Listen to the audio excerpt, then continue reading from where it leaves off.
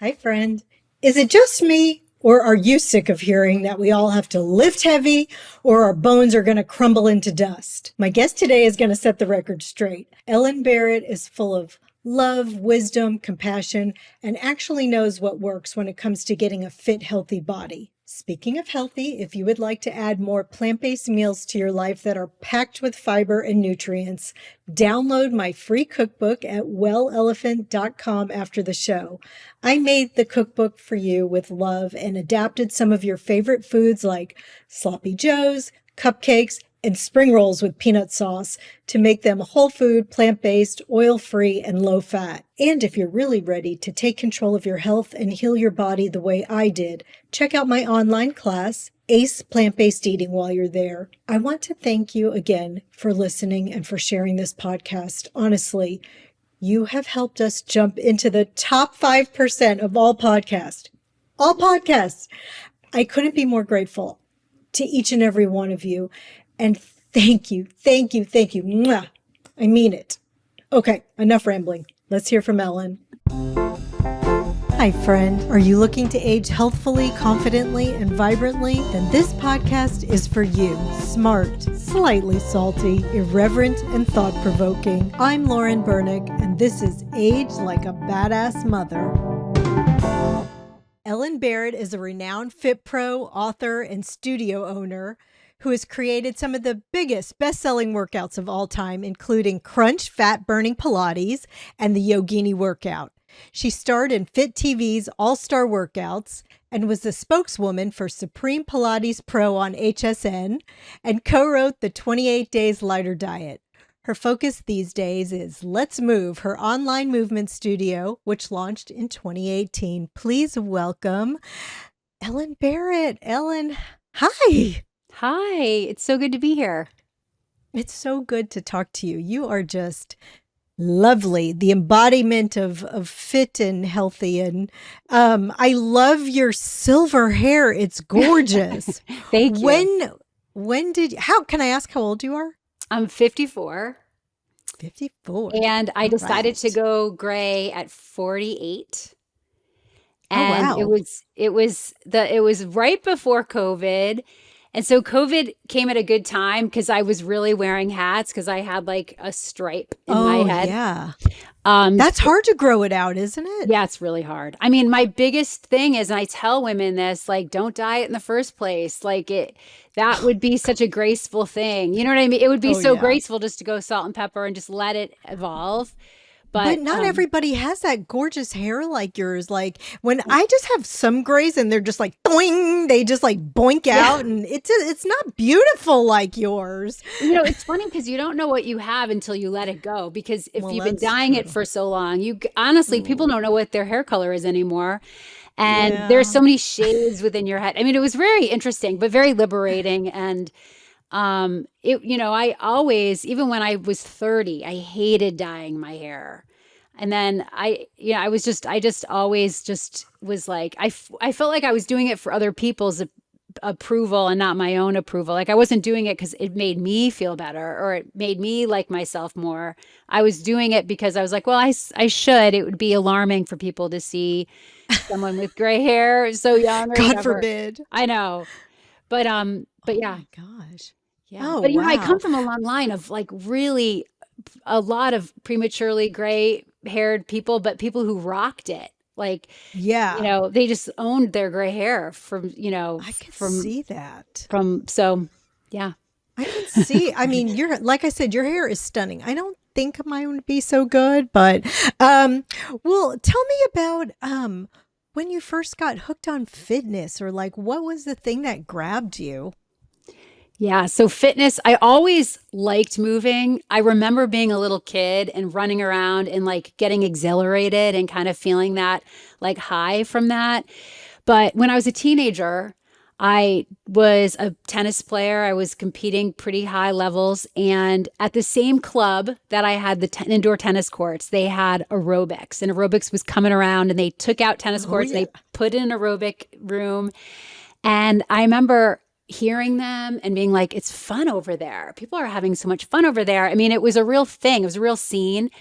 And then I started taking classes and kind of sneaking in because I was really a tennis member and not a fitness member. And they were like two separate memberships. And I was like, I just got so into it. I was like, this is great in the middle of the winter to be so warm and to be jumping up and down with all these people and clapping. And I loved it. Like I really took Where'd you to grow up? way upstate New York in outside of Syracuse, very cold, and everything's indoors for 9 months out of the year, and I just loved it so much. I just took to it. I was ambitious about it, and it's like a weird thing because I remember being like someone subbing for someone and being like, oh wow, I wish I could sub. That's a great Oh job. my gosh. I wish someone offered me that job. Like I remember thinking that as a teenager. And Oh, then I wow. went to So it just spoke to you. it just spoke to me. You know what? I think I'm not that much of a sporty, competitive person, but I was put in that because I like to move and I did have good coordination and I was like athletic. But I think I was a mover and I would be better off as a dancer really than a sport person. But I fell into the sport thing and it got really high level.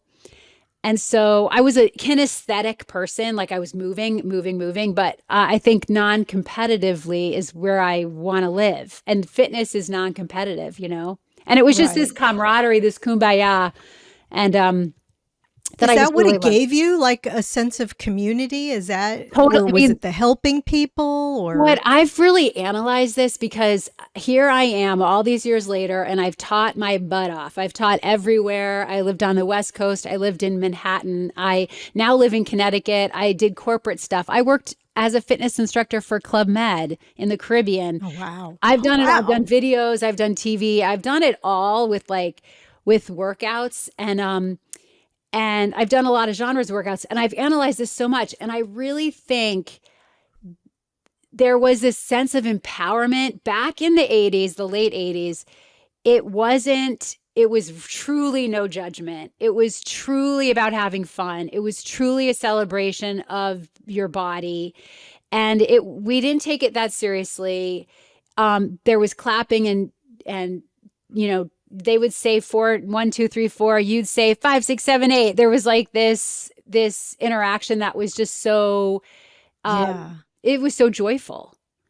And Yeah, I remember. I mean, I took yeah, aerobics classes as a teenager and, or my early 20s. And I mean, I did all those things, the step, the grape, all the yes, things. yes. Yeah, all the things. And I But also yeah, thought I so loved getting together with people and doing something that was good for you. And I think that at that time I remember being in my household and everyone was kind of poker faced and no one smiled and it was kind of like very plain and blah. And then in the aerobic room, people were wearing spandex and smiling and there was like beautiful people and it was just this enthusiasm, whereas like everywhere else in the world was just flat and there was no yeah. enthusiasm.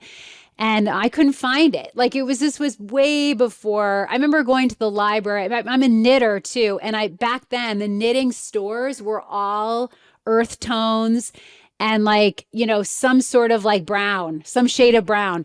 And Hmm. I remember just being like, God, like where's the life force? Where's the Where's the color? where's the color?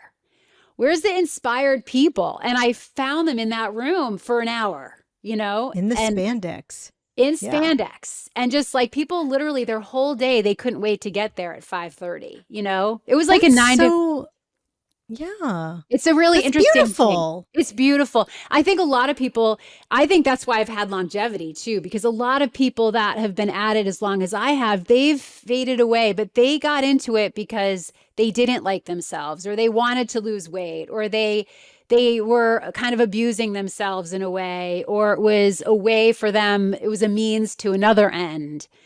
And Hmm. so I think it's really interesting. Like if I went to analysis, it would be really where I saw fun for the first time. Yeah. It's interesting because I sort of picked up on your vibe from that. And I have a lot of people that approach me and want to come on the podcast to talk about fitness.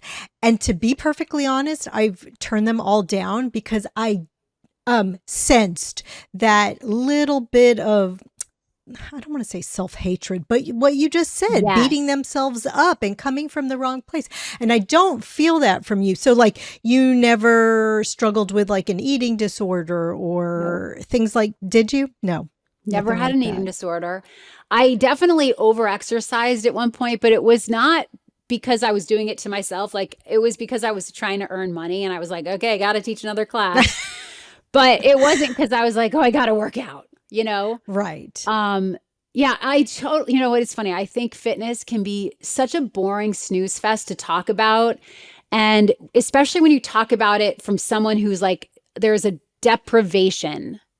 I think of fitness as this asset, this thing you add to your life to add to your life. It's not this thing Yes. that you do because you have to do it like going to the dentist or, you know, and so it's a really different angle that I wish people, you know, entered into it with this mindset because there's a lot of unlearning that has to be done for people to become fit for the longevity reason, you know?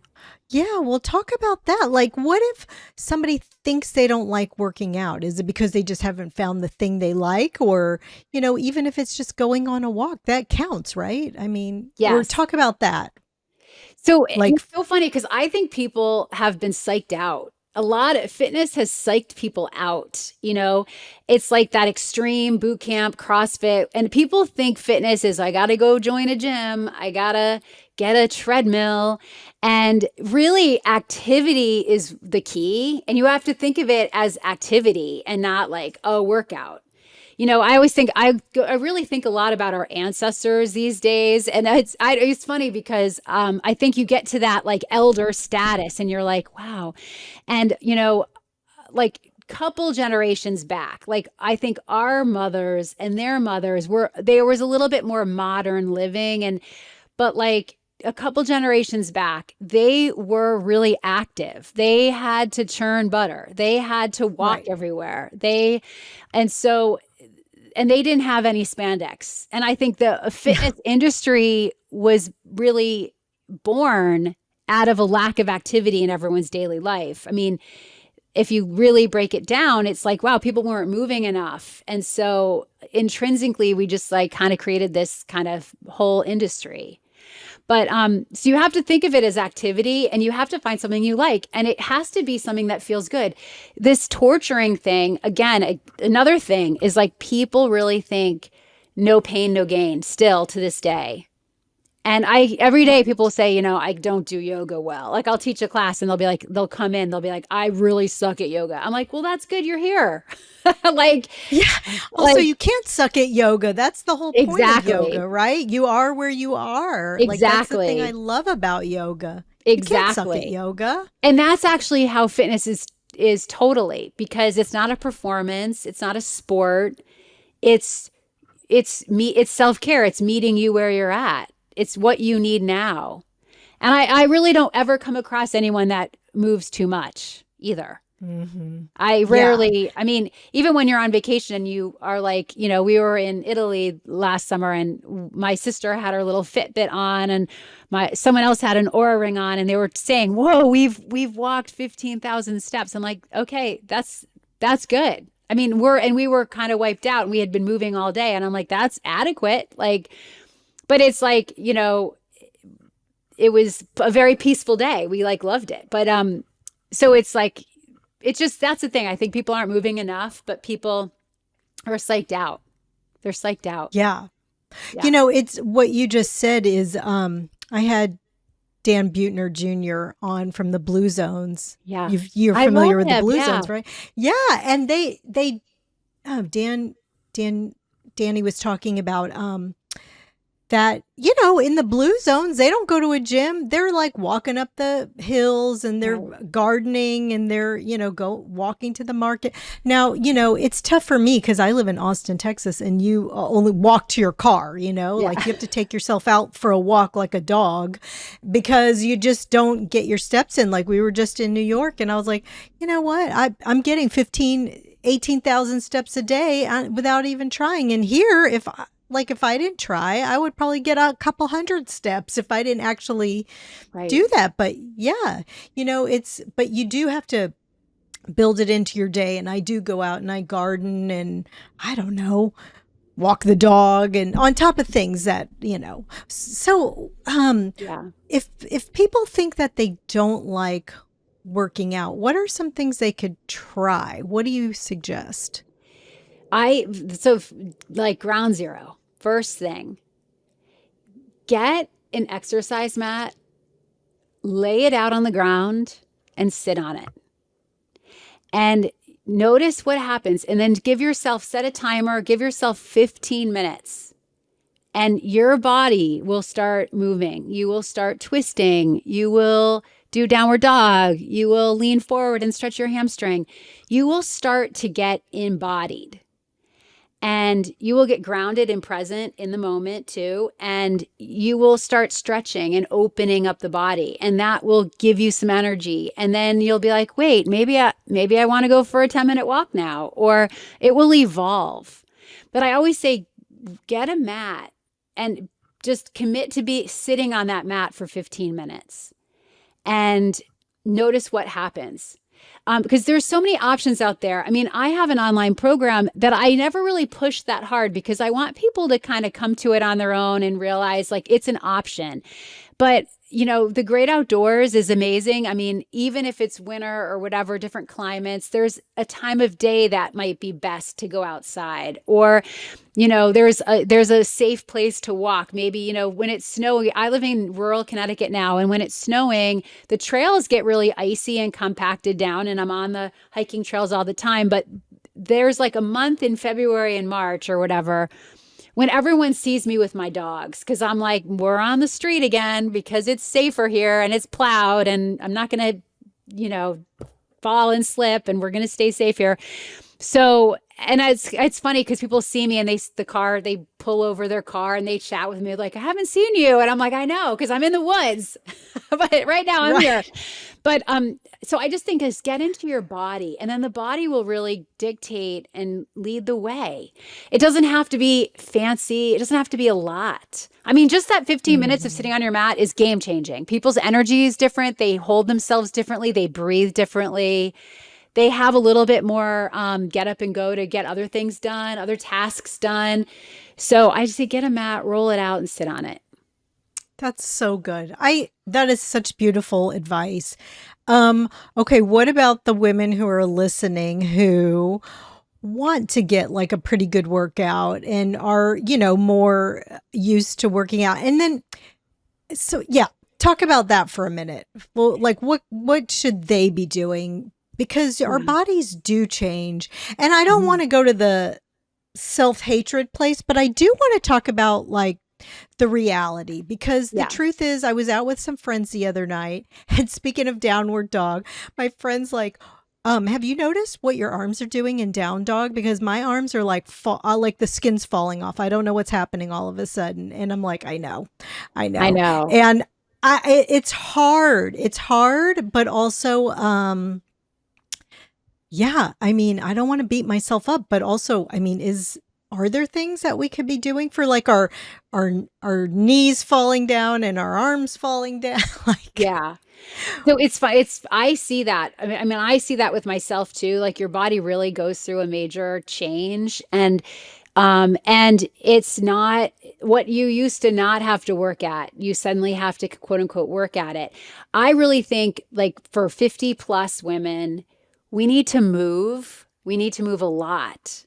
I think that, but we also need to move strategically. It cannot be irritating. And I say this because there's so many movements that are too intense, and it's depleting and dangerous and irritating, and we feel exhausted, and it doesn't look good on us either because we have lost that, like we're too depleted. So I think and you can hurt yourself. You can hurt yourself, and the injuries really start piling up. You don't want to do that. Yeah. I mean, the injuries really start piling up with women, in menopause and beyond, because there's more vulnerable energy going on. So I say nurture yourself, but still move often, but move well. So, take the garbage out, garden, repot that plant, do that, be physical with things. Like, I have 2 very big dogs, and giving them a bath is like 10 bath towels and an hour later, and I'm like out of breath. So it's like, take that job yourself, don't go to the groomer, take it yourself, do it yourself. Like, be active, get really physical, and, stay physical. And, but I think the workouts need to be more nurturing. And by nurturing, it doesn't mean easy, but it's funny because I was doing blogs every week and whatever, and I realized I had done so many blogs on the nervous system, and I would talk about how this irritated me. I was so stressed out or whatever. I was like, my nervous system was up here. The women's nervous systems are up here, and especially in big cities like Austin. But you have to get your nervous system regulated, because a nervous system up here is very aging. It's very aging, and it really gets in the way of sleeping well. It gets in the way of weight release and weight issues. It gets in the way. And so it also exhausts us, and we really just don't have the energy to keep going. So the nervous system has to be calmed down. It has to be regulated. And that's why yoga is such a great thing. And you can take it to a high level of yoga, but still keep that nervous system in check. And Pilates is great. Walking in nature is great. I have a class on Let's Move that was sort of spawned by the nervous system regulation. It's called calm cardio. And so it's this cardio where we're not rushing, and I'm not screaming, and we're staying with a move for a minute, and then we go into the next move after a minute. So we're not like trying to rush and trying to be hyper and trying to get things done, but we still get our heart rate in this beautiful zone. So things like that. Yeah, you have a million videos on there. I was looking through Let's Move, and it's incredible. Thank you. And watching some of your videos, and you do have a very calming, positive energy. It's great. I love it. Encouraging.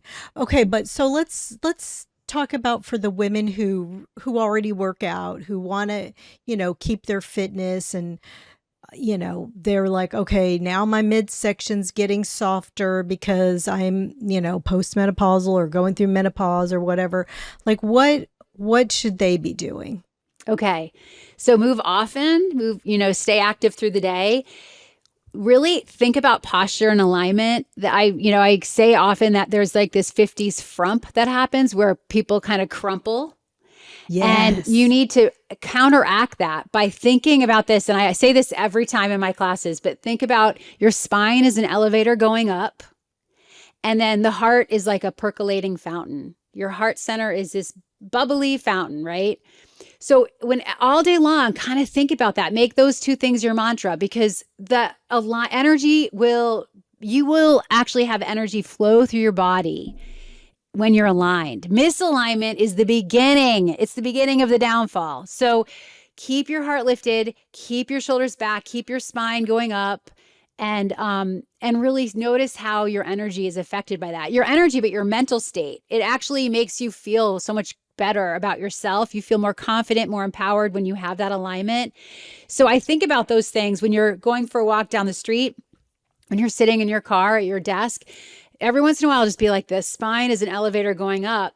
And so starting with alignment, workouts should promote the alignment you want in your life. They shouldn't be this position that you do for that workout. That's why I have an issue with spinning, because you're kind of crouched forward and you're kind of like tightening your front body the whole time, and you're never like you're expansive through the front.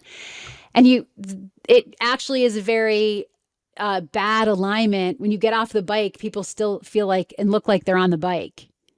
Okay, I'm so glad you said that. And it's so funny. And I got a bike during COVID, of course, and I noticed that. I was like, okay, now my shoulders hurt every time I get off this bike. And I did notice because I am big on posture. Like, one reason I love doing the podcast is it gives me an hour to sit with excellent posture, because I never sit back in my chair because I Right. don't like that. I feel like I want to be Right. forward, talking to my guest with good energy. And so I'm always kind of on the edge of my chair. So it gives me a time to sit up straight.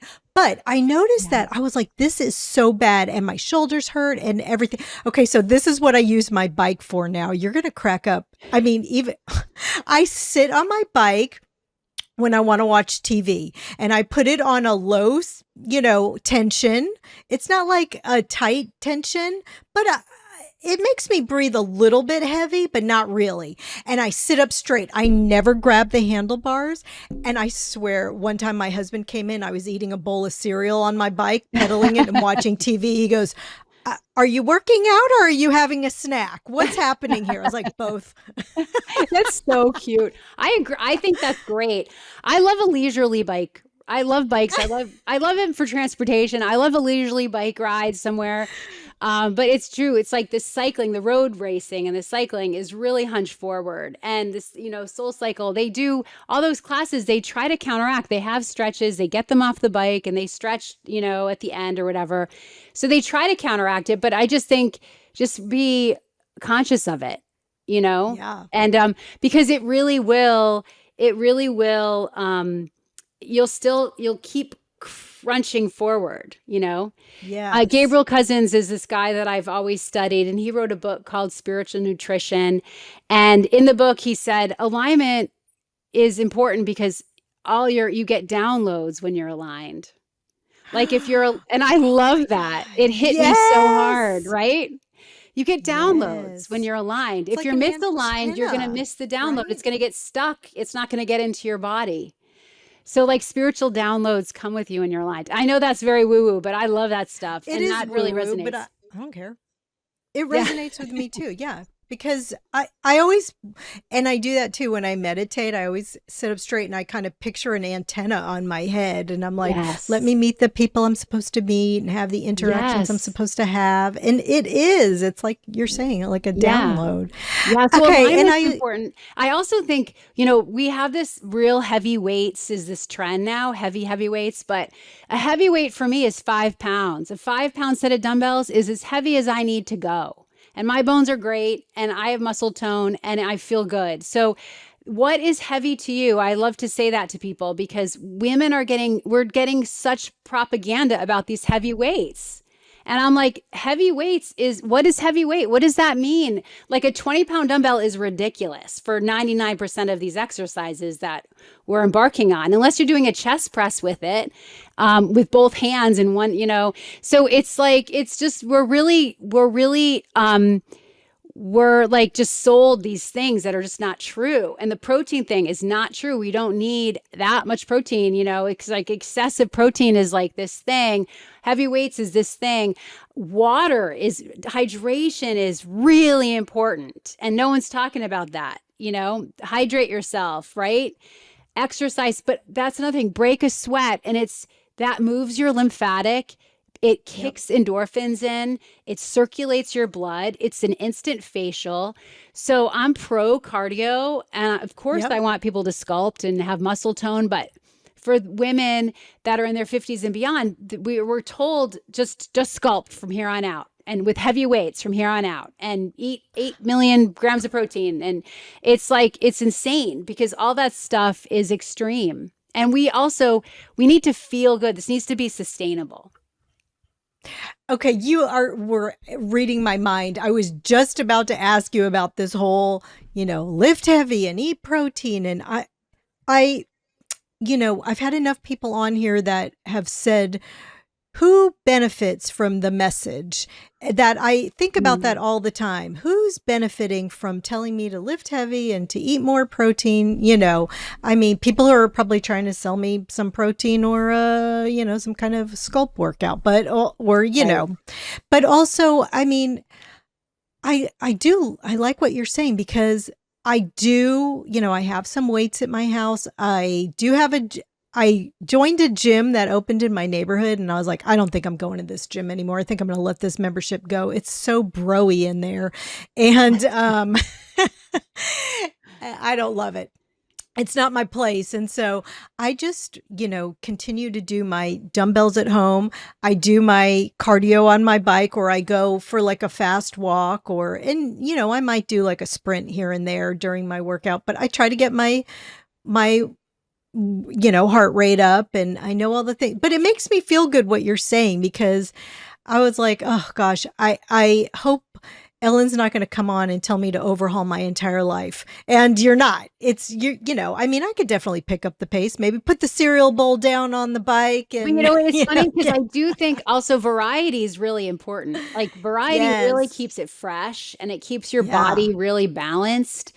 So, it's great to have variety. So it's great to have options and variety, and they kind of go hand in hand. So like play tennis, go play pickleball, go, like I have a group of friends in New Haven, Connecticut that cold plunge in the Long Island Sound right now. And they do that. And I'm not doing that because it's not Oh my my thing, God. but they are so exhilarated by it. And then while they're there, they do sprints on the beach and no one's there. And it's like this whole group of women that are like loving that. So, that's great. You have to do what floats your boat. You have to, but I think they do that one day a week. And then the rest of the week they're on their own, they're doing their own things. And so like, I do believe in like trying things and finding what works for you, but also mixing it up and always have options. Cause seasons change and you change, and, you don't want to get stuck in summer when it turned to winter. You don't want to get stuck, and so you have to keep evolving, kind of like, how your wardrobe has to always kind of evolve. Your workout has to evolve. So it's the same thing. I love it. You talked about what kind of things do you eat? What's your philosophy on healthy eating? Yeah, so I eat a lot of fruit, and that's, again, people are like, "What? Fruit?" So I eat a lot of fruit. I love bananas. I have like a banana in my bag at all. The banana or an apple is what I kind of really reach for. I make overnight oats a lot, and I'll have them as like lunch because I just have them and I grab and go. I do a lot of like steamed vegetables, steamed cauliflower. I'm really plain. I eat a lot of plain stuff. I do a great, I'll do a little Indian, like chickpea curry. Like I do things that are very, very light. And I find that I really want to eat lighter, cleaner, more water rich things now. I have a 16-year-old son, and he's a smoothie maniac. And so I always have stuff for smoothies and things like that. But I do try to eat really light. We cook a lot of rice in this house, and we just keep it kind of light. I'm not a huge salad person unless it's summertime because I live in the Northeast and it just doesn't really agree with me. But one thing I do, I wake up and I have lemon water every morning. I just squeeze lemon in a big glass of water. And that's been a really hydrating. It's hydrating. And I learned that from Anthony William. He's, he believes it like gets the digestive flushed and stuff. So I love that. But yeah, I mean, I really kind of I just try to eat light, and I try not to get too hungry. So I kind of have like things to grab. I definitely had, I make like a energy bar that I make my own, but I have had like the energy bar problem back in the day. I would just eat too many of those like Kind bars and things like that because they were easy. But really, since I lived in the country, we cook more. I have more foresight. This is one thing about getting older, which is so good, is that you maybe have become a real adult in the kitchen. And your food prep game is strong. Your food foraging is strong. Maybe you're able to grow herbs on your windowsill. Like all this stuff is like really come to me in the last 10 years. And I'm so grateful for it. And I'm like, God, how did I live without having, fresh basil? Like, how did I do that? And I did that. And I ate like crap when I was living in the cities and getting takeout all the time. And so I do love that as, that I can just prepare things. I love tea. I have lemon balm tea all the time and chamomile tea all the time. I'm like I really think I'm like I meant to have like tea ceremonies and be like this lady sitting by the fire with pots of tea. Yep. So yeah. I know. I've started getting into tea. I like tea also. I like to have a warm drink. And I can imagine if I lived in snowy Connecticut, I would have 10 teacups, attached to me just to stay warm. But, Yeah. I love to have something warm in my hands. It's so comforting. Sounds like Yeah. you eat kind of Ayurvedically. It's Yeah. It's very plain. It doesn't, I mean, sometimes I do have some turmeric and some spice and like I just made this, like I make this really great caramelized onion pasta that I probably make like once a week. And Ooh. and we use just gluten-free pasta, and then but it has paprika in it. It's so flavorful and it's completely vegan. Yeah, I love it. It's warming and but spicy, a little spicy. Yeah. But the Love Ayurvedics, that. I've studied Ayurveda and I love it. And I definitely think there's a lot to it to keep yourself in that calm state, to keep your digestion moving and keep everything peaceful. So yeah, I don't really drink alcohol at all. I always say I'm like a fake drinker at like New Year's Eve. I'll like hold it, but I won't really have much of it. Oh So, man, yeah. I do enjoy a glass of red wine. I will not lie about that. I just I mean I just want to say that I'm just so kind of thrilled with where this conversation went. It just went in a surprisingly different way, and I always like that because I don't want to have a preconceived notion and just think about where do I want this conversation to go. I want it to go where it wants to go. And so I'm sorry for all the people who tuned in who were like, okay, I'm going to get a good workout and I'm going to, get all this advice to, how to tone my arms and this and that. And so sorry for you, but also I'm really glad for your message. And I really appreciate that. But I want to ask you, what do you love about being 54 and being this age? Well, I think that we don't value a lot of the stuff that's great right now. Like I have a lot more, I'm connected to my intuition more. I feel a lot more self-aware, which is it's beautiful. It actually translates as like real beauty. I just know myself so much more. And I also think like there's a lot more, I feel like I have more compassion for myself. I'm like, wow, what a journey I've been on. Wow. And I'm grateful for that for sure. So there's just so many little things, but I think that I've just come into myself more. And so those three archetypes, there's the maiden, there's the mother, and then there's the hag or the crone. Well, it's the crone. Crone. Or hag or the crone, yeah. I don't And love the hag. That doesn't sound great. but see how we've made that a bad word. Right. We've made it negative and we've made crone negative, but like it's But I like like crone. we need really empowered crones. We need empowerment for women as they get older. And we've seen, in the media, we see a lot of women, they're holding on to maiden. They're holding on. Yes. And it's like, I had that day in the sun. It was lovely, but I'm happy now. I'm psyched to be here now. And I think that's another thing that we need to work out because we love ourselves and we want to embrace this stage we're in and be the best we can be, not because we're trying to be something else.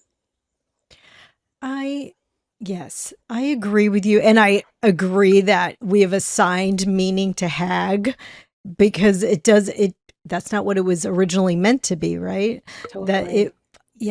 Totally. That's such a good point, Ellen.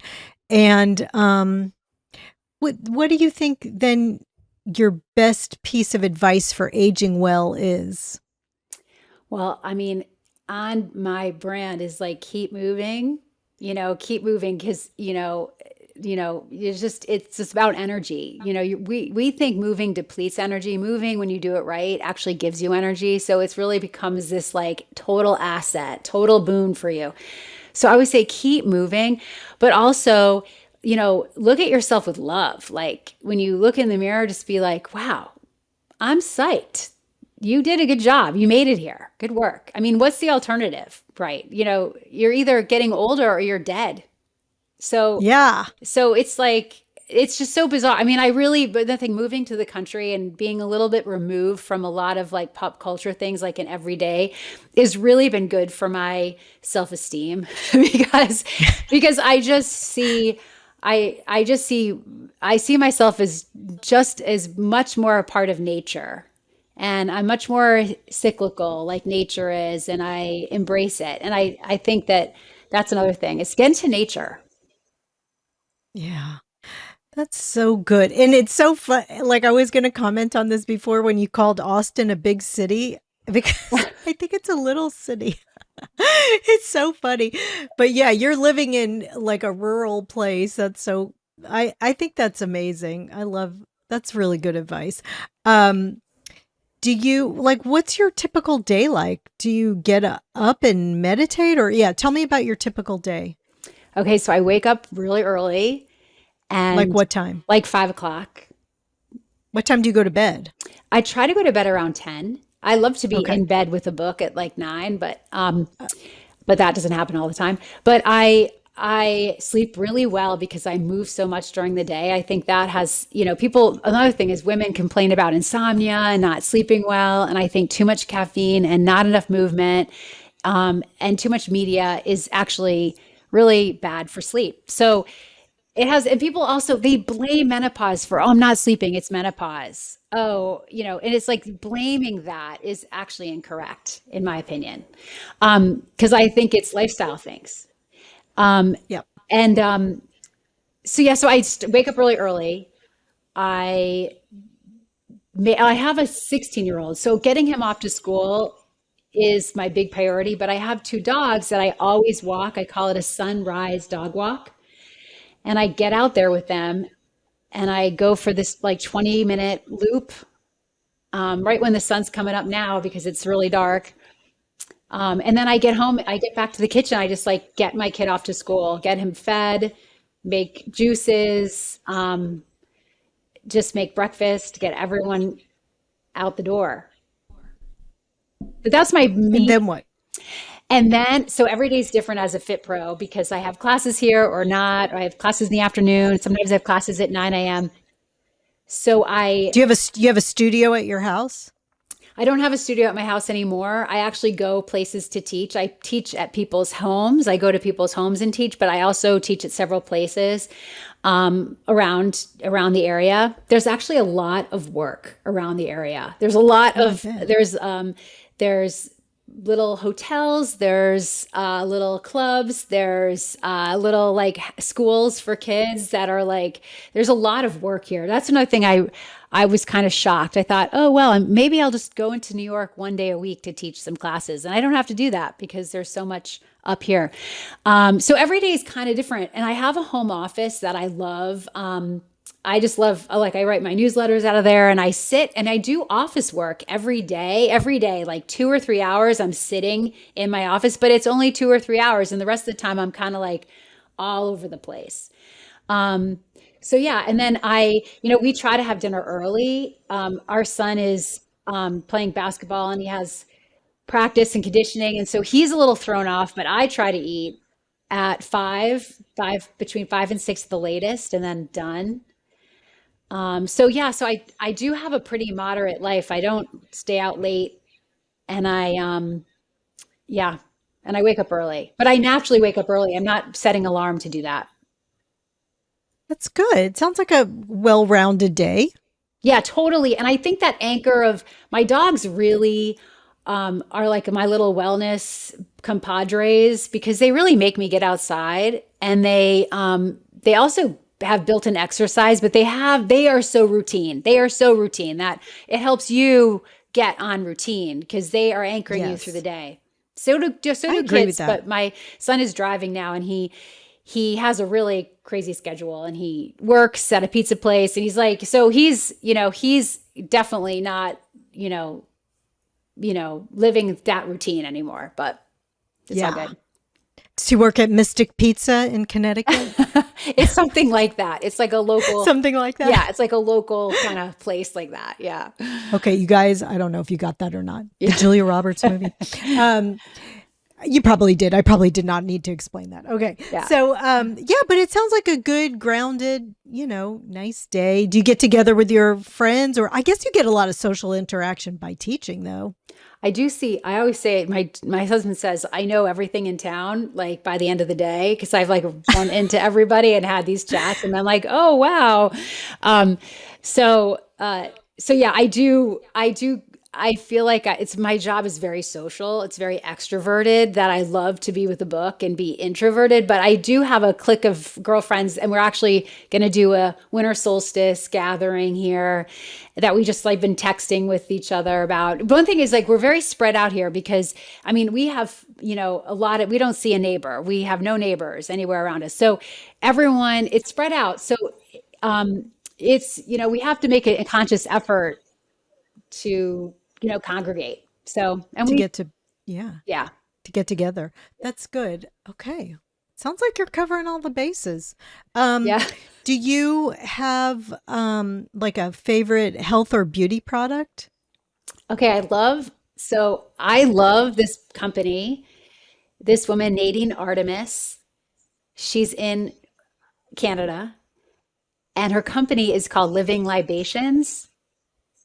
Have you heard of her?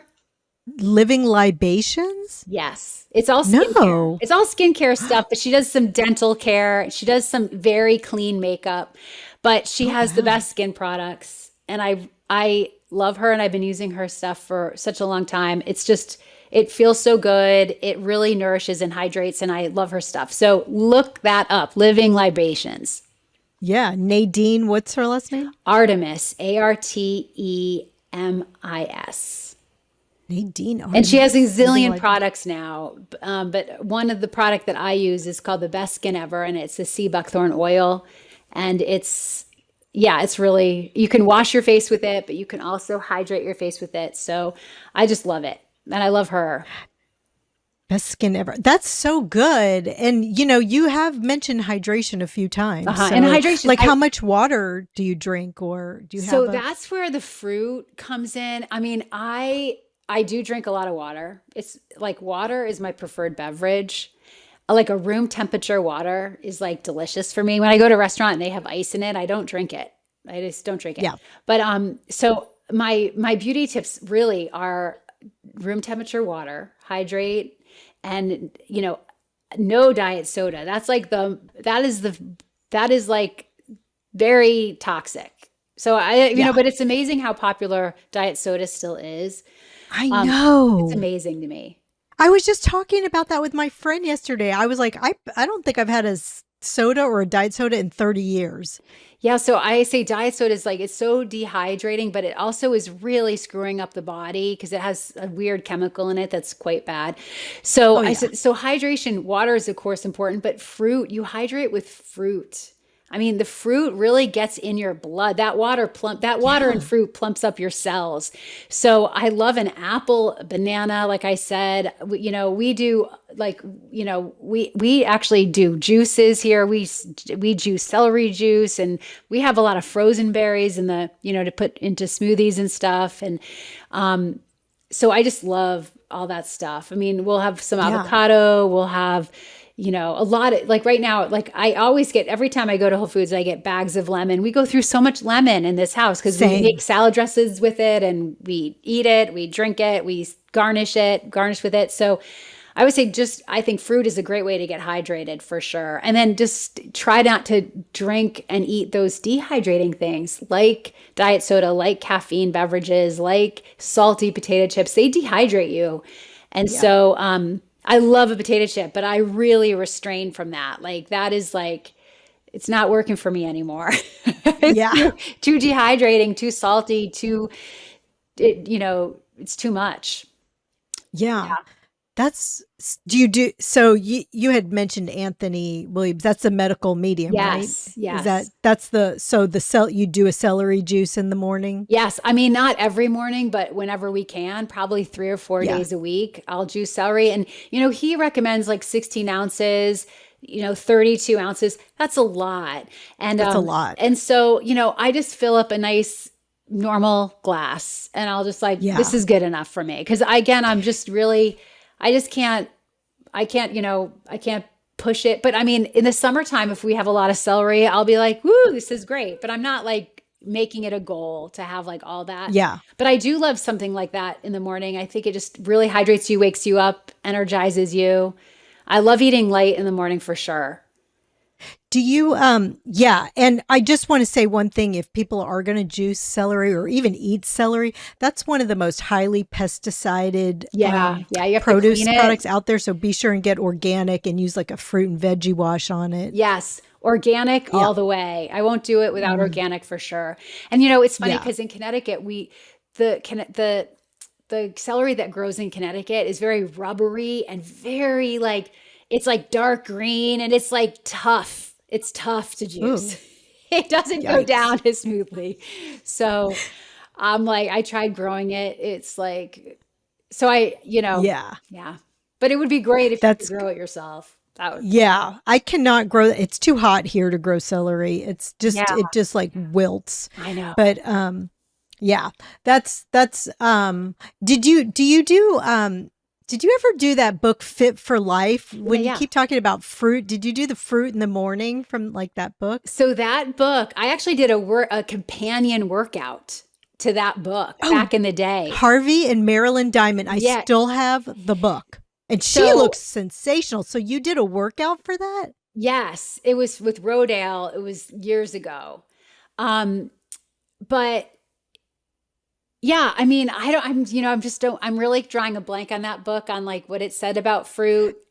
It was eat fruit until noon. Oh, right. Was the thing. Right, that was like the combining thing. Like back in the day, when I would still eat chicken, it'd be like, if you're going to have a protein, you only have like vegetables with it. But, or if you're going to have a carb like brown rice, then you only have vegetables. Like you wouldn't have brown rice and chicken. Right. Obviously, I don't eat that anymore. But it's funny that that food combining thing, it just was too complicated for me. I need simple stuff. Yes. But like, same. I do one thing about Anthony William is he says like, having one food, like having just potatoes or like, sometimes that is actually easier on your digestive system and like a mono cleanse or something.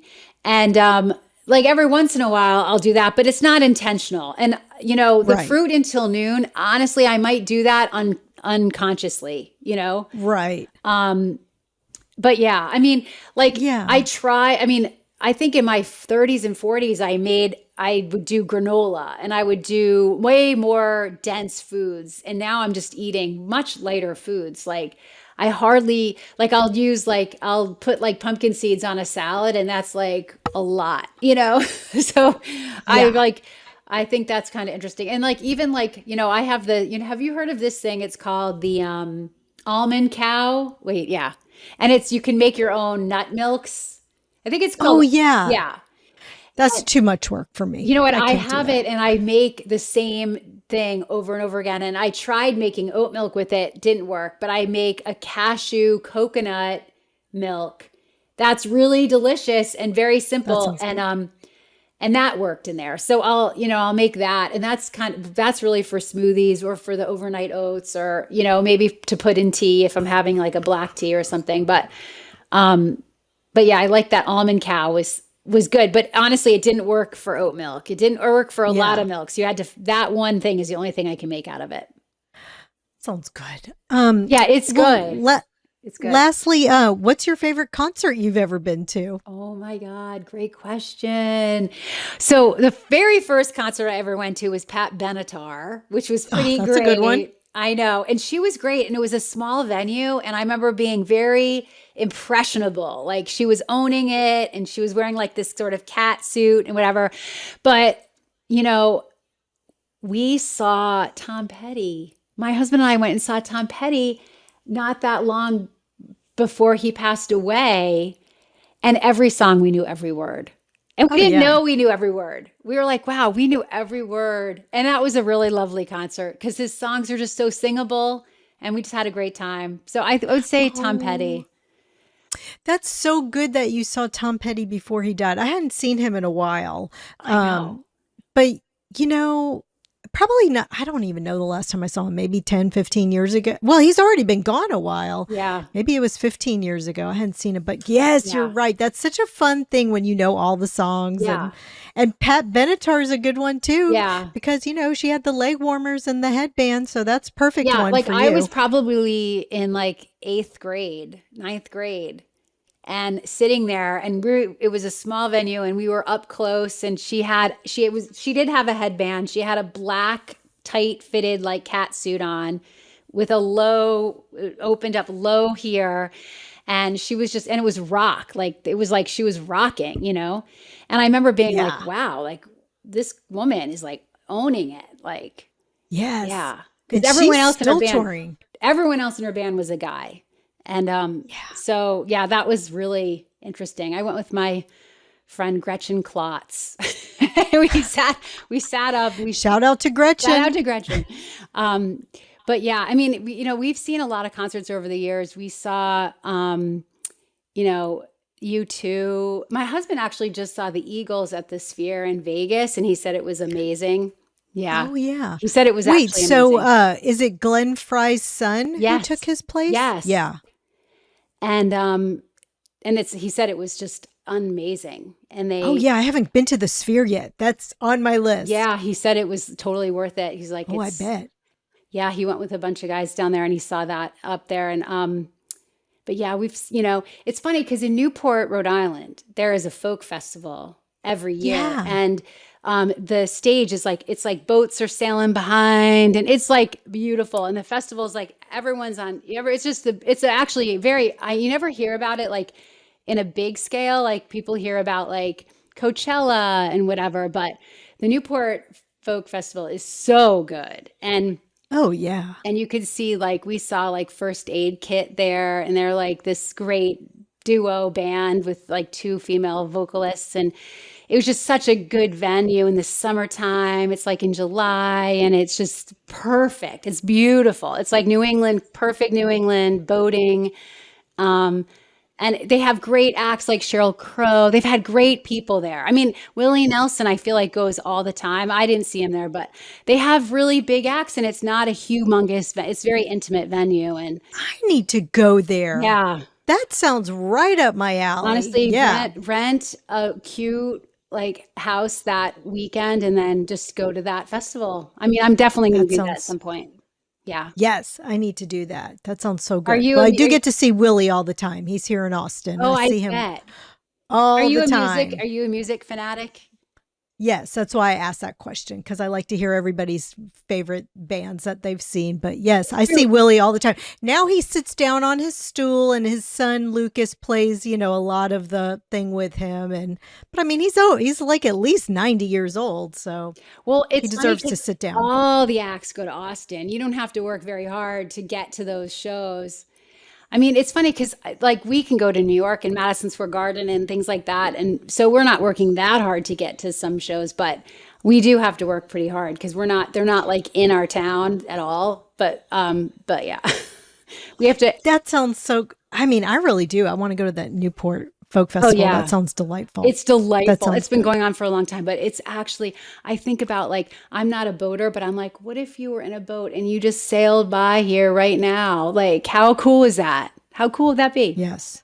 I know. It's so cool. Amazing. Amazing. Yeah. Sounds good. All right. You rent the boat. We'll come.